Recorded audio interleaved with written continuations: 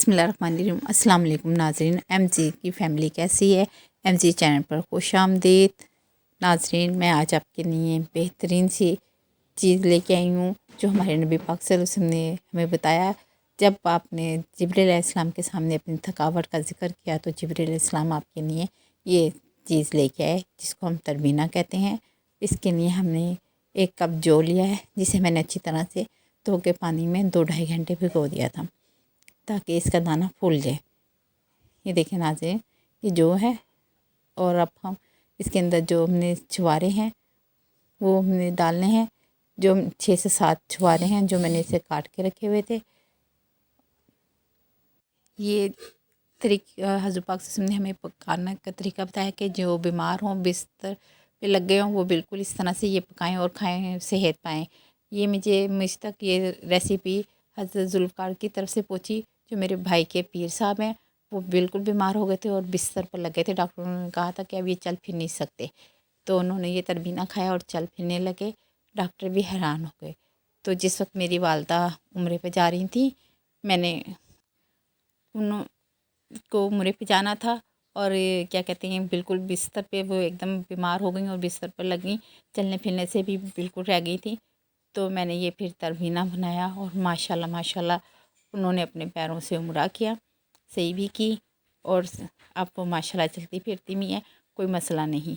आए मैं आपको इसको पकाने का तरीका बताती हूँ। ये मैंने 1.5 लीटर पानी लिया है जिसमें मैं ये जौ डाल दूँगी।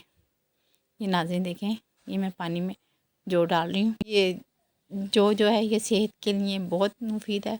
खून की कमी हो जाए, थकावट हो जाए, ब्लड प्रेशर, शुगर, कोलेस्ट्रॉल, हर चीज़ के लिए ये बेहतरीन दवाई समझ लें या ग़िज़ा कह लें। ये एक ऐसी ग़िज़ा है जो दवाई भी है और ग़िज़ा भी है।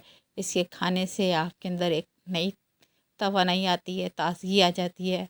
ये बनाएं और खाएं।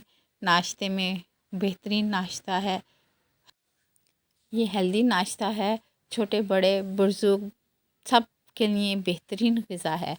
अगर ये नाश्ते में इस्तेमाल किया जाए तो इससे पूरी तवानाई हासिल होती है।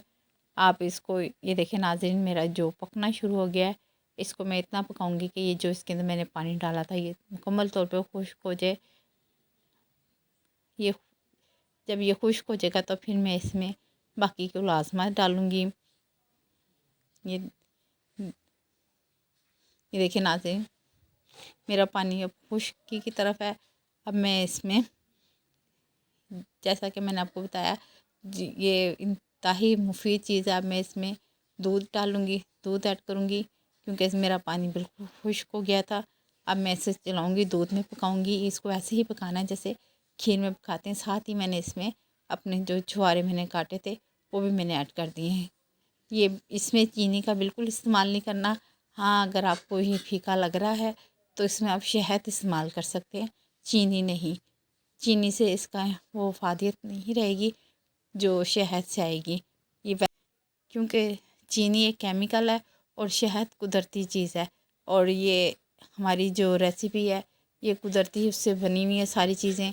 छुहारा भी मीठा होता है, इसमें तकरीबन मिठास आ जाती है। अगर आपको फिर भी कम लगे तो आप शहद का इस्तेमाल करें। ये देखें, मेरा जो मैंने तरबीना बनाया है बिल्कुल जैसे खीर में हम दूध डाल के खीर को पकाते हैं, चावल पहले उबाल लेते हैं और फिर दूध डाल के उसको हम पकाते हैं। ये मेरा तरबीना तैयार हो गया है।